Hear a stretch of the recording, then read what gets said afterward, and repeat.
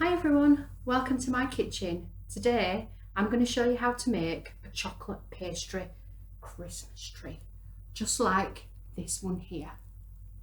So to make one of these, what you will need is some puff pastry.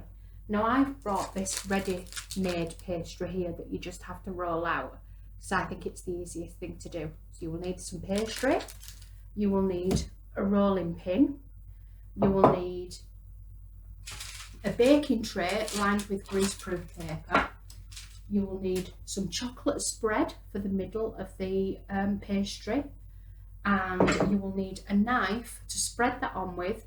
You will also need a knife for cutting the tree out, and you might need a little bit of flour to sprinkle on the surface before rolling. And that's all you will need. So first, what we need to do is open the pack of pastry. Obviously, before we start doing any kind of baking, it's always a must that we wash and dry our hands properly.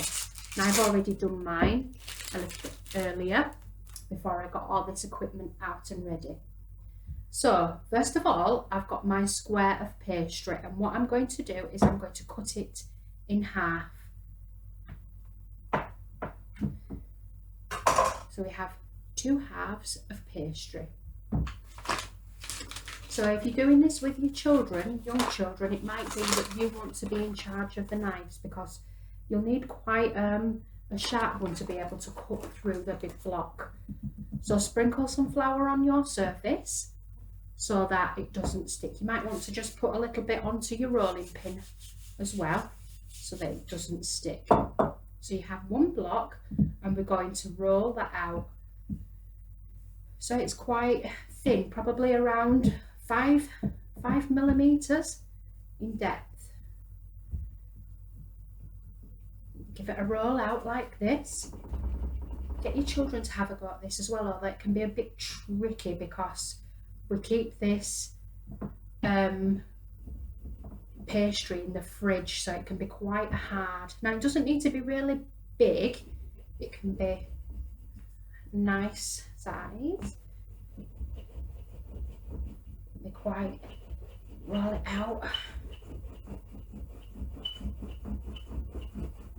Here we are.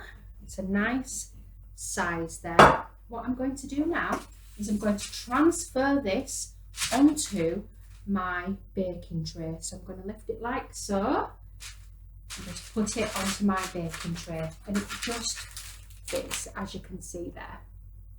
So what I want to do next is I want to roll the other one to roughly the same size. It doesn't matter if you can't quite get it that size, it doesn't really matter, as long as it fits on top, because you can always cut the extra bits off.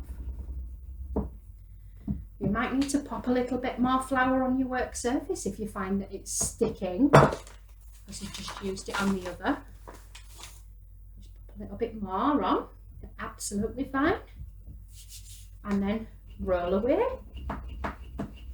Now, as you can see, I've got my Christmas jumper on here. Why not get into the Christmas spirit as we're making Christmas trees?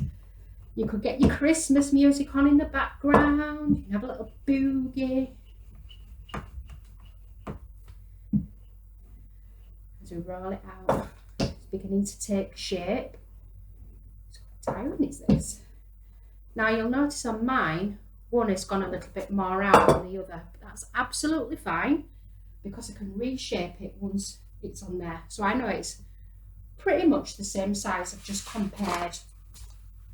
What I need to do now is get my chocolate spread and my spreading knife and spread it on top of the first one we've put in the baking tray.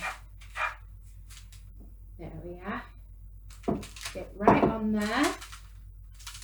Give it a good spread around. You could even use jam for this. Jam and pastry is quite nice. Your children don't like chocolate spread, I find that it's going to be a bit difficult to believe that. I think most children like chocolate. You could even do one of these as a present to a relative for Christmas. a nice Christmas bake, something different. Okay, so I've spread my chocolate on the top just like that, and then I'm going to put this one over the top, as you can see.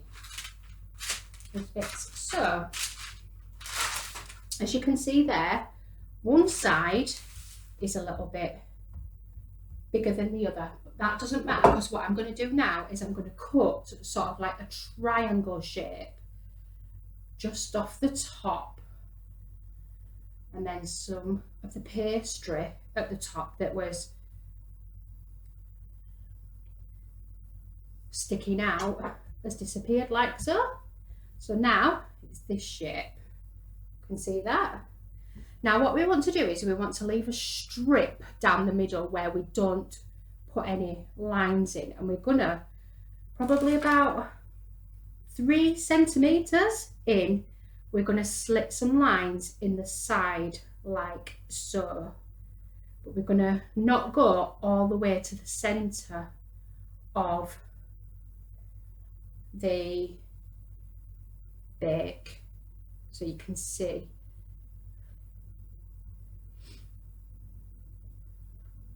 Just some lines all the way to the side, and then you can see there, I'll lift it up a little bit so that you can see.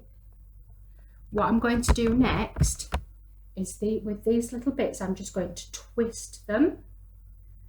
In fact, what we might want to do first before we do that is lift it up and pop it on back onto the tray, because then this way we'll be able to stick it down onto the tray.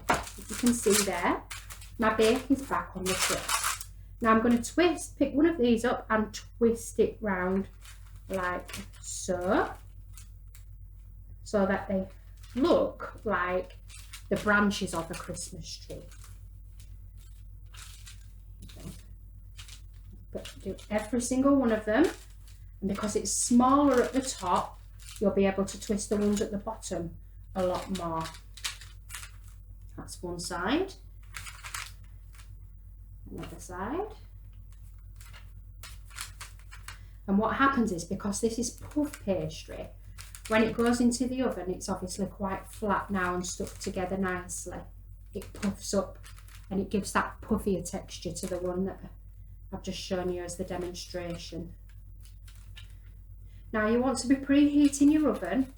I used a fan oven for about 160 degrees, and keep checking on it, but I think about 10 to 15 minutes. It might need longer, and you'll know whether it starts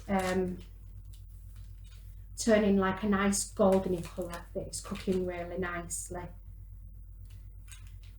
So as you can see now, I have got my tree shape at the top, so nice like that.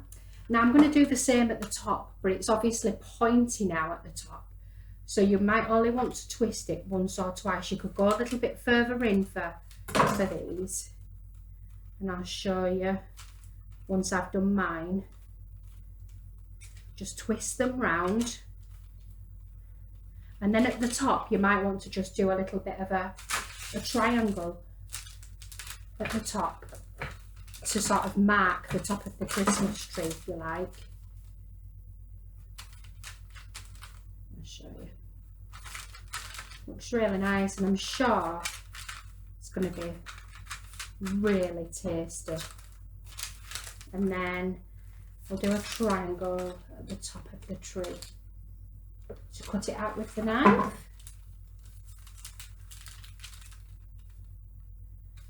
Beautiful. Okay, so now you've got your tree-shaped bake. Now you pop that in the oven. Like I say, around about 15 minutes. You might want to keep checking on it, and then when it comes out, it will look like this one, and it'll be ready to eat. And then what you can do is you can just tear off the branches and have them as a snack, and the kids can have a go in there.